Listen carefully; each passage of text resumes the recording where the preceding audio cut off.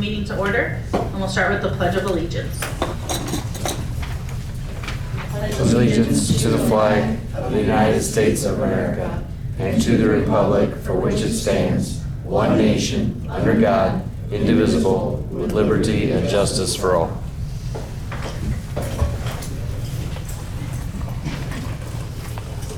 Clerk, call the roll, please. Connor. Here. Geary. Here. McMullen. Here. Reed. Here. Mayor Beebeck. Here. Are there any changes to the agenda? The item 7 on waste management contract needs to be tabled. I have not yet received a copy of the contract from waste management. I was expecting it prior to today's meeting. So we'll remove item 7.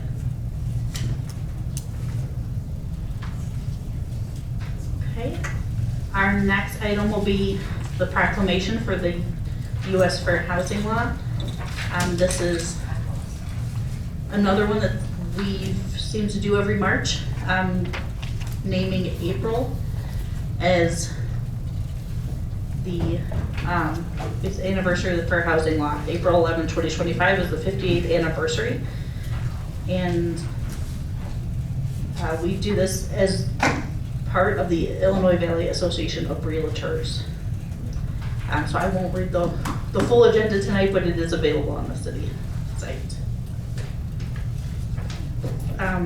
We will go on to public comment. If you have comments for council, please come to the podium, state your name, and you have 3 minutes.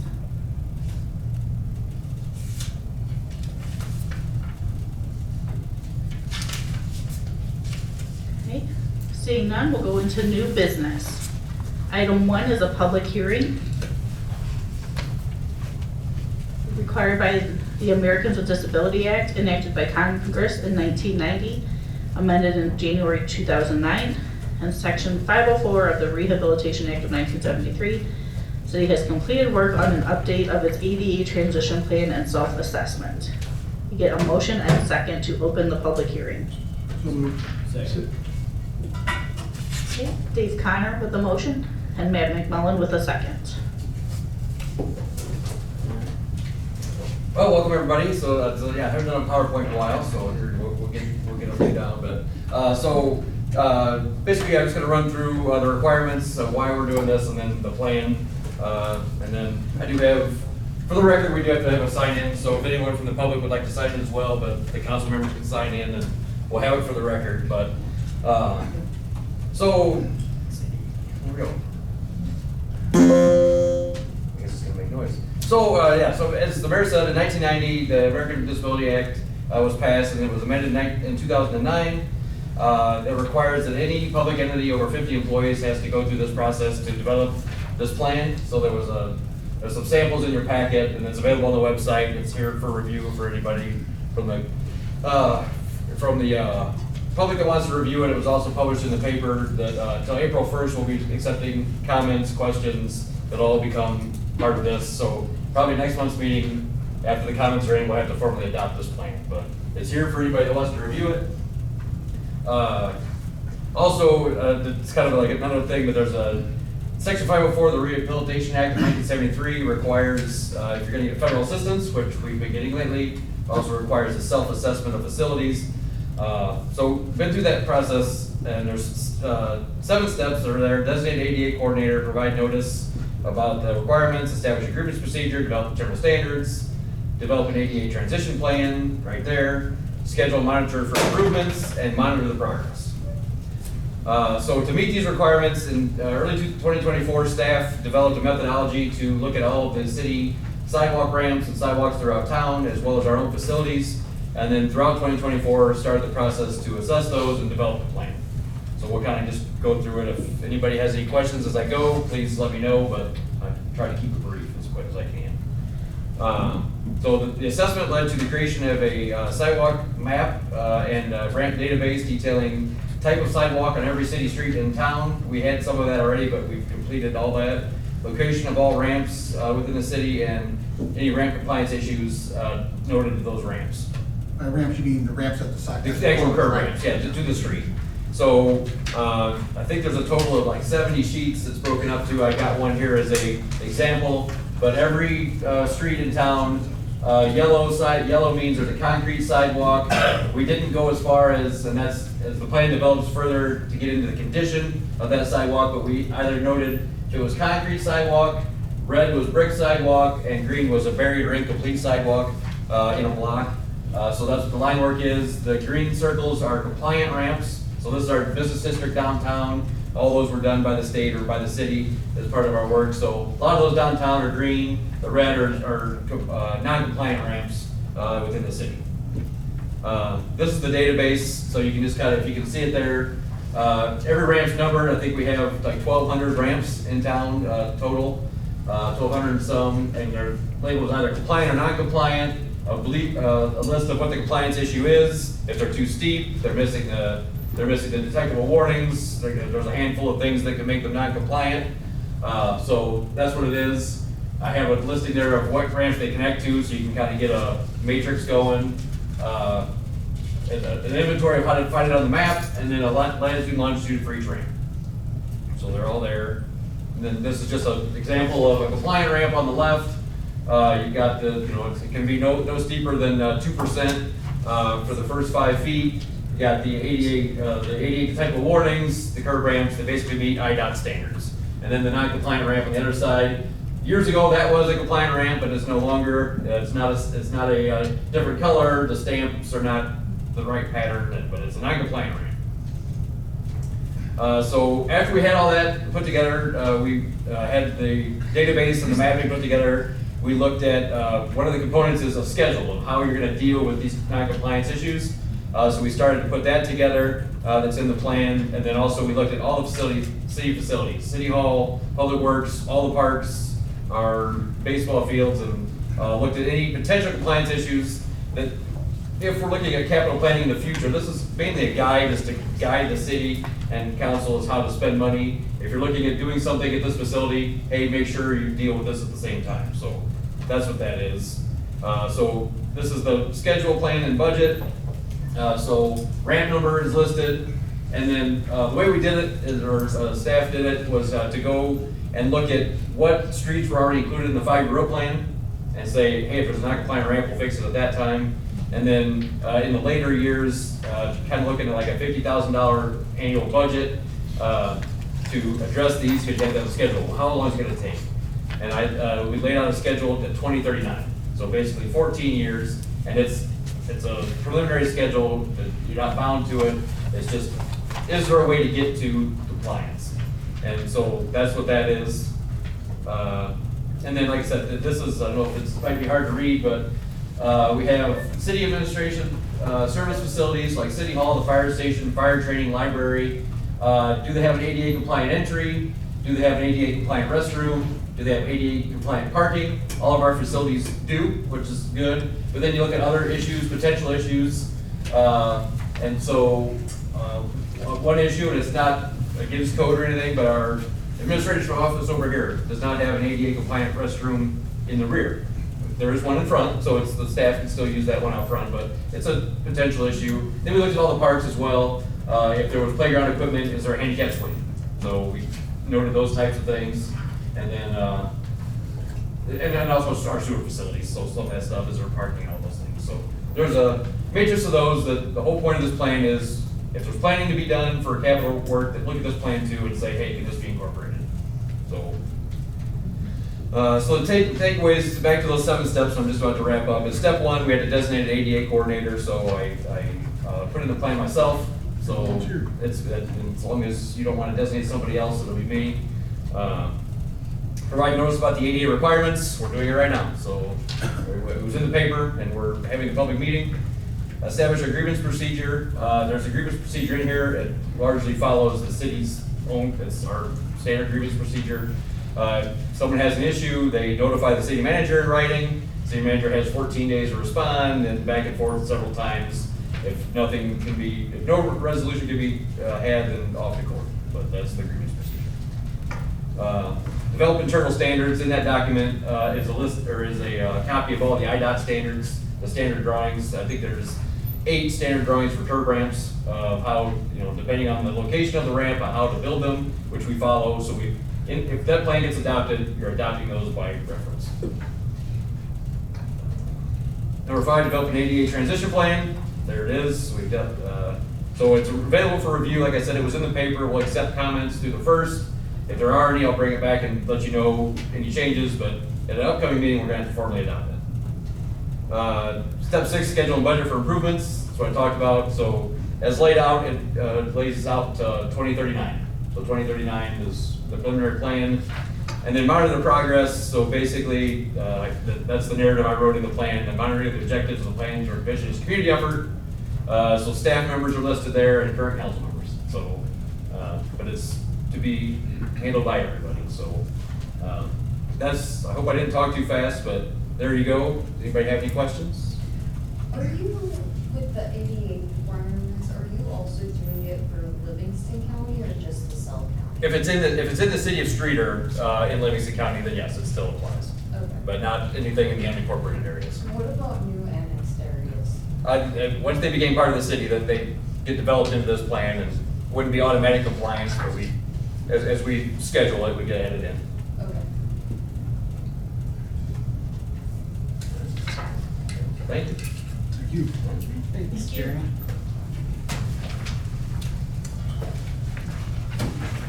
Any other comments?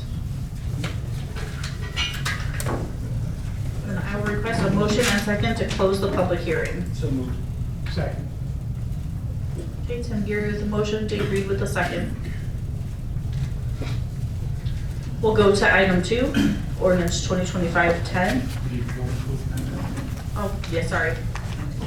Clerk, call the roll, please. Thank you. Connor, Aye. Geary, Aye. McMullen, Aye. Reed, Aye. Mayor Beat. Aye. And we didn't do a roll call vote to open the public hearing, and the minutes reflect that all council members would have voted Yes. yes, so. Yes. Yes. Yes. Okay.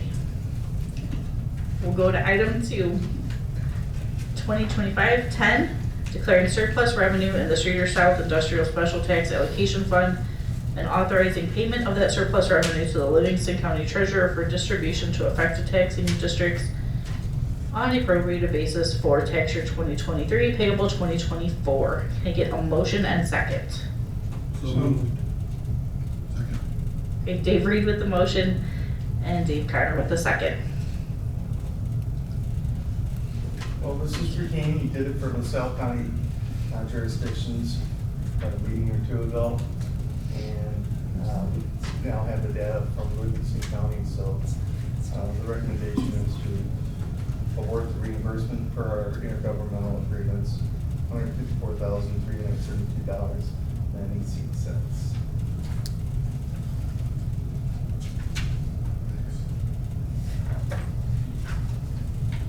Any comments or questions?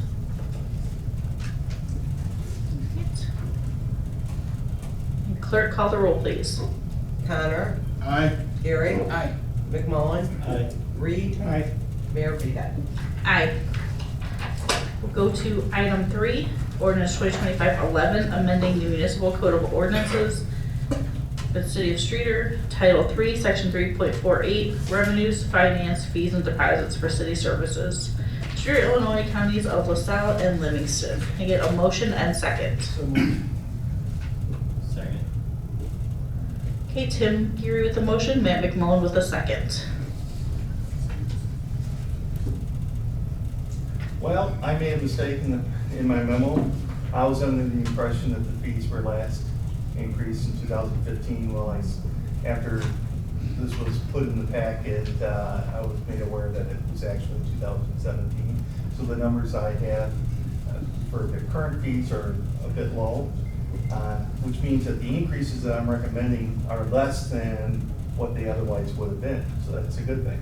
I went through the current charges at Anderson Field, at Anderson Field as well as Eastwood, kind of compared it and see what we could do to increase our fees, but still keep them below Eastwood.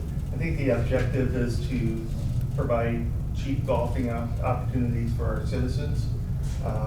There's a discount for city residents as opposed to non-city residents, but it's a fairly minor discount.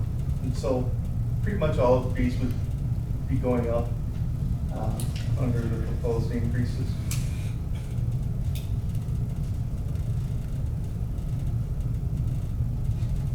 So what you have here for current isn't correct? Yeah. and It's higher than that? It's higher, like 450, close to 410. I don't have those current numbers in front of me. We want to start selling memberships this spring, and so I held off selling the memberships until we can get the increases in place. The proposed increase is what we're voting on tonight. Right. Regardless of what the current is. Right. And they're all below what Eastwood charges for manhole Yeah. course. The membership fees, is the membership good for the golfing season or is it good for all year?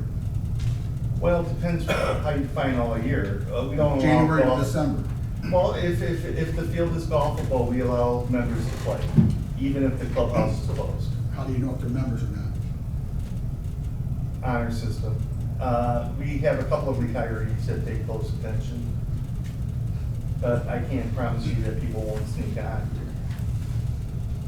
Because this week, those couple of nice days, there was 30, 40 people out there golfing, and the clubhouse is closed, and there's no revenue coming in. And Yeah, but Busy free for us to golf. open the clubhouse, we're probably gonna end up, particularly with the increased minimum wages, but we're being pressured on the cost of running the facility, and, yeah, And they would have to be scheduled in advance. You can't wait and say, oh, it's a beautiful day, call everybody in. It's not fair to the employees, so. yeah. Like, if the course is only open from April 1st to the end of October, that should be your open time, and if you're closed, then it shouldn't be any big. Well, we could do that, but we have a core group of retired men and women primarily that like to play on the nice days, and there's really no added cost to us if they play. Because, you know, we're not maintaining, we're doing tree trimming and that, but there's not a lot of grass growing right now. If they can get out there and it's not too wet, we just let them play. Let me go through the current rates for residents. And from our ordinance, current single is $450. Couple is $600, family $700, and junior $260. I purposely try to keep the juniors low. Some families might challenge, pay for golf for their kids. We would be charging the same rate for carts as Eastwood, even though their carts are newer. But a cart's a cart, gets you around the field. The old ordinance had, I forget what they called it. There was a fee charged if someone rode along on a cart that a member was paying the store. And we haven't, the clubhouse hasn't been charging that fee for years. And so I just removed it from the ordinance. There weren't that many people ever really following that anyways. That any non-members would have to pay a daily fee though, to play golf, but not necessarily riding someone else's car.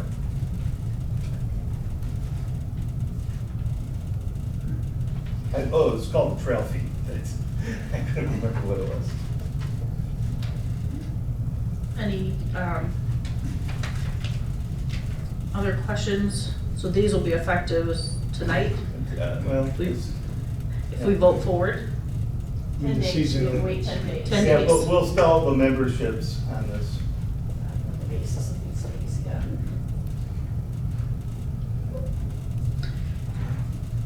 Gentlemen, the question out there, if you want to take it. Have you ever thought about a military discount? No, we have. Well, these fees are pretty cheap as they are, because we're discounting for residents. But if you're not a So we would resident, have to do a discount for a veteran who isn't a resident, because the veteran that is a resident is already getting the discount. And the city, one of the controversies surrounding Anderson Field is, city is subsidizing the operation by tens of thousands of dollars every year. It's a beautiful facility, but we're trying to provide cheap golf for our residents to enjoy. I mean, that's the objective, is, because it does build community. These citizens get together, they spend time in the clubhouse. I went, it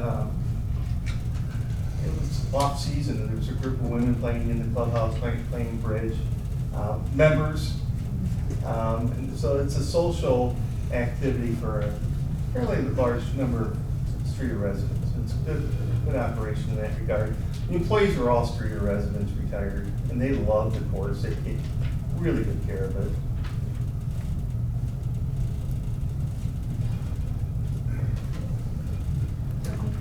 I like the idea though.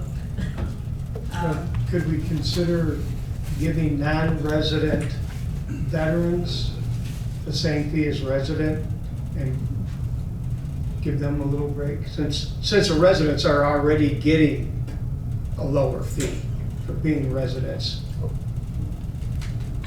Yeah, whatever your direction is. I have no strong preferences. I think no problem with that. I don't think there'd be that many of them, non-residents, military discount, that it's gonna hurt us any to do it. So non-resident vets are treated as residents. Non-resident veterans, right? Yeah. Yeah. And,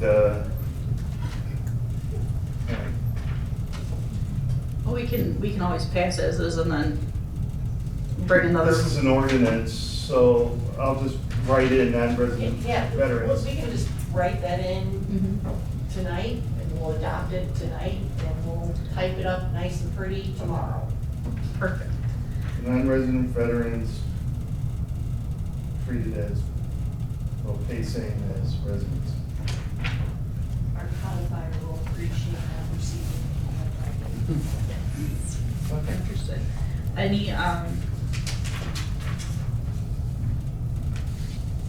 Any thoughts of an early bird discount if you pay by a certain date, you keep the current rates, or just, let's just Well, my pass it? rates are already well below, even the early bird rates at, Eastwood.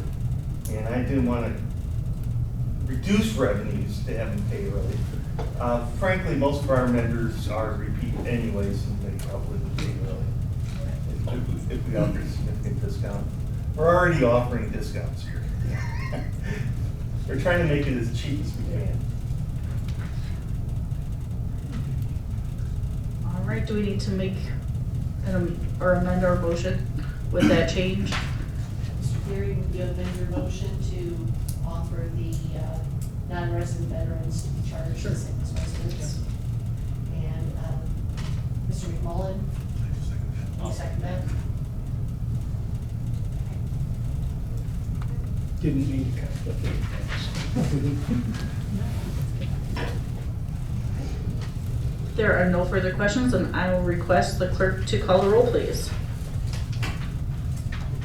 Connor, Aye. Gary, Aye. McMullen. Aye. Reed, Aye. Mayor Peacock. Aye. We'll go to item 4, resolution 2025, approving an award of supply contract to Todd Campbell Trucking Incorporated, Cornell, Illinois, for aggregate materials to be used in conjunction with maintenance of streets and alleys by the city of Streator under the provisions of the Illinois Highway Code. It's our 2025 aggregate supply contract. Can you get a motion and second? So moved. Second. Okay, Dave Connor with the motion, Dave Reed with the second. Thank you. So the next two, first is aggregate, the second is oil. We do this every year. So we bid out the aggregate and oil supply for the Homer's crew for the year, and Todd Campbell Trucking from Manville, or locally here, got the aggregate, and the oil is Asphalt Oil Sales from Jacksonville. They've been the only bidder for several years, but we're within budget, part of the fiscal year budget. And this is another one we do every year. Yes. Okay, any comments or questions? Clerk, call the roll. Connor, Aye. Gary, Aye. McMullen, Aye. Reed, Aye. Mayor Vitek. Aye. We'll go to item 5, Resolution 2025-13, approving an award of supply contract to Asphalt Sales Company, Jacksonville, Illinois, for emulsified oil to be used in conjunction with maintenance of streets and alleys by the city of Streator under the provisions of the Illinois Highway Code. This is our 2025 emulsified oil supply contract. You get a motion and second. Second. Tim Geary with the motion and Matt McMullen with the second.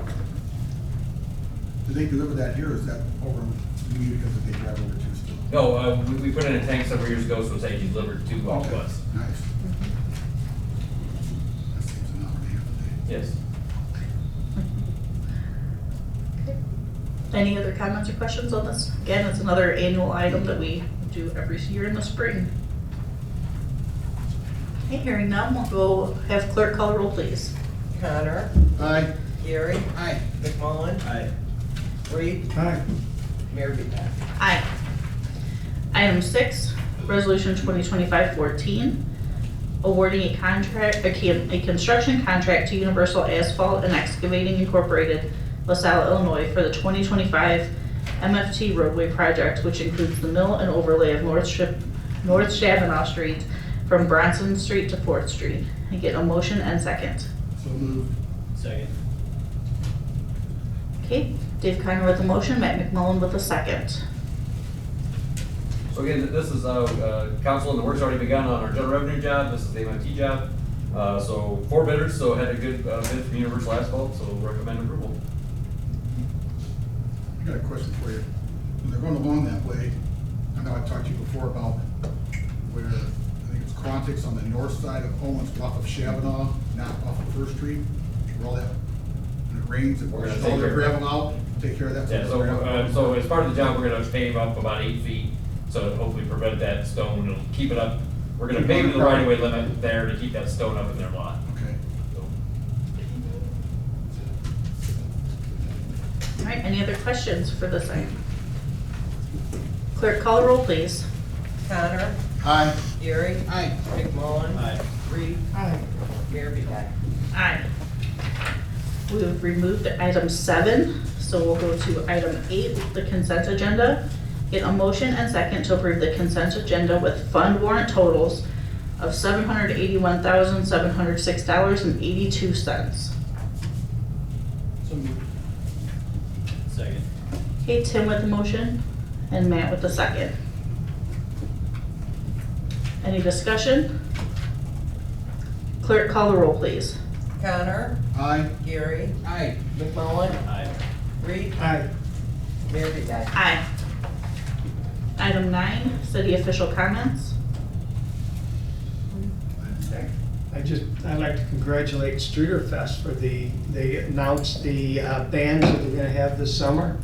Looks like a great lineup again, so We've got a couple committee members in the audience that I see, so. good job.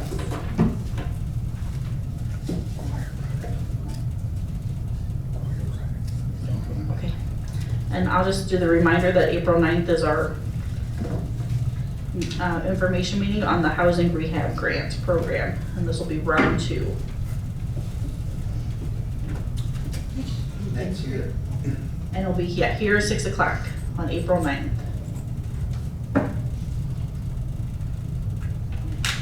Anything from the table? Then I'll request a motion and second to adjourn. So moved. Second. Dave Reed with the motion, Tim Geary with the second. Clerk call the roll, please. Connor, Aye. Gary, Aye. McMullen, Aye. Reed, Aye. Mayor Vitek. Aye.